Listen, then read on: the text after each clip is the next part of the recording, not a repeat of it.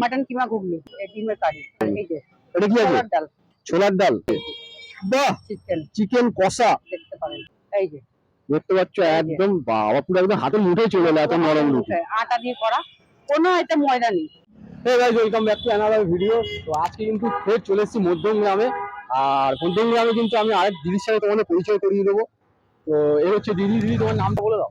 প্রিয়াঙ্কা ঘোষ। চিটের উপরে কিন্তু একদম এসে বিক্রি করছে। তুমি একটু খাবারগুলো একটু দেখিয়ে দাও, আর কোনটা কি প্রাইস একটু বলে দাও। খাবার দাবার যেটা সবার আগে এই যে থাকে আমার দোকানে, এই যে মাটন কিমা ঘুগনি। এটা কি আছে? এই যে মাটন কিমা ঘুগনি। মাটন কিমা ঘুগনি মানে মাটনের যে ছোট ছোট কিমা, হ্যাঁ, ওই কিমা পিস করে দেওয়া আছে, তাই তো? এই ছোট ছোট পিস করে, হ্যাঁ, পিস করে আপনার দেওয়া আছে। চর্বি টর্বি সব এক করে দেওয়া আছে নাকি? মানে চর্বি সামান্য দিয়েছে, একটু সেন্টের জন্য। আচ্ছা আচ্ছা। নালে আমার এখানে সব এই যে দেখছেন, এই ছোট ছোট, হ্যাঁ বেশ ধোঁয়া উঠছে কিন্তু একদম গরম গরম।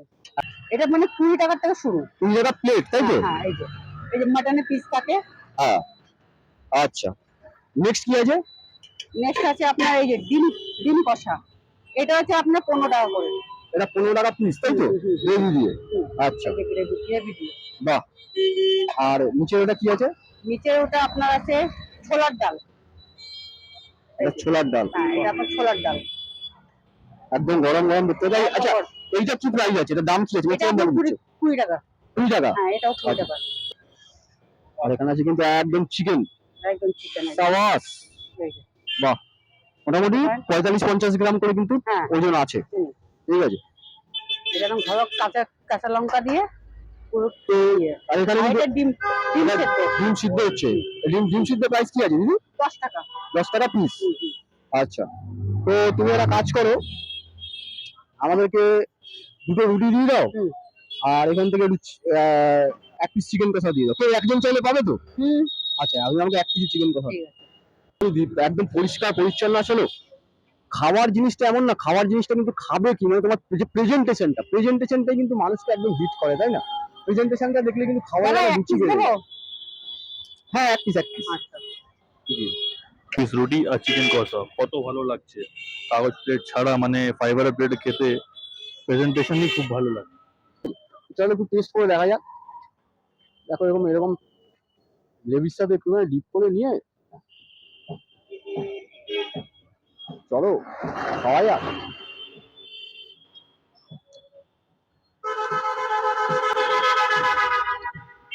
একদম আমার কিন্তু তেলটারে ঝোলের ব্যাপার সেরকম কিছু নেই, বেশ কিন্তু একদম ঠিক গ্রেভি, আর একদম যথেষ্ট পরিমাণে কিন্তু পেঁয়াজ আর আদার কিন্তু একটা ভালো সেন্ট আসছে, ঠিক আছে। হালকা একটু রসুন বাটাও আছে, গরম মশলা দারুণ লাগছে কিন্তু। আর খুব যে একেবারে যে আহামরি যে দেখো তেল দেওয়া আছে সেরকম কিন্তু কোনো ব্যাপার না, দেখতেই পাচ্ছ তেল কিন্তু খুব কম। দেখো এরকম চিকেনের পিস আছে, অ্যাপ্রক্স কিন্তু 45 থেকে 40 গ্রাম ওয়েট হবে। আর চিকেনগুলো কিন্তু যথেষ্ট ফ্রেশ, এই দেখো দেখতে পাচ্ছ, এই দেখো যথেষ্ট ফ্রেশ। ঝোলটা আমার খুলে চলে এলো। চলো চিকেনটা খাওয়া যাক।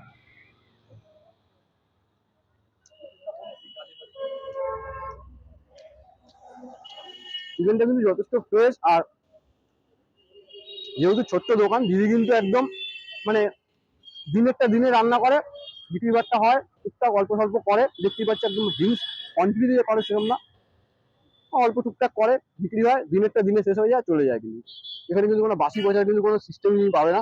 পেটে খিদে পেয়েছে, চিপ প্রাইসে একদম তোমরা কিন্তু সুস্বাদু খাবারটা নিতে পারো। দিদির দোকানে আসো, অবশ্যই দিদিকে সাপোর্ট করো। ভিডিওটা কেমন লাগলো অবশ্যই কমেন্ট সেকশনে জানিও, আর ফেসবুক পেজ থেকে দেখে থাকলে পেজটাকে অবশ্যই দাবাকে ফলো করো। দেখা হচ্ছে নতুন কোনো ভিডিওতে, ততক্ষণ সবাই সুস্থ থাকো। মোটিভেটটা দেখিয়ে দাও, এটা হচ্ছে একদম মধ্যমগ্রাম কালীবাড়ি, দেখতেই পাচ্ছ, ঠিক আছে। আর এখান থেকে কিন্তু সোজা চলে গেলে কিন্তু একদম মধ্যমগ্রাম স্টেশন থেকে সোজা একদম চলে আসবে, দুপা এগিয়ে ব্রিজ ধরে এগিয়ে আসবে। এগিয়ে আসতে কিন্তু দেখবে ছোট্ট একটা এরকম টেবিলের মধ্যে কিন্তু দিদি খাবারগুলো বিক্রি করছে। এখন কিন্তু খাওয়া খেয়ে কিন্তু রিভিউ দিচ্ছে অনিশ, যে আমার ক্যামেরাম্যান। একটা খেয়ে তোর কেমন লাগলো? কি নিয়েছিস? এখানে ছোলার ডাল নিয়েছিস? কি নিয়েছিস দেখি? তুই ছোলার ডাল আর চিকেন, বাহ। মোটামুটি যদি বলিস কেমন লাগলো? যতই হোক, একটা অন্য দোকানে মানে বিরিয়ানি হোক বা চাপ হোক, ওটা আলাদা হলো। মানে এটা রুটি খাচ্ছি, ডাল আছে, চিকেন কষা, মানে লাইট দিয়ে করেছে, টেস্টও লাগছে আর খেতেও মজা আছে। মনে হয় কি 2 টাকায় 4টে রুটি খেয়ে নেবো, 5টা রুটি খেয়ে নেবো, এটা মনে ধারণা আসছে। আচ্ছা, এইটুকুনি বিশ্বাস আছে। আমি এইটুকুনি জানি কি কলকাতার মধ্যে এখনও মানে এত বিশ্বাস ছিল না কি 30 টাকার মতো আমি খাবার খেয়ে নেবো পেট ভরে। আচ্ছা সেইটা বাইরের স্টেটে হয় না।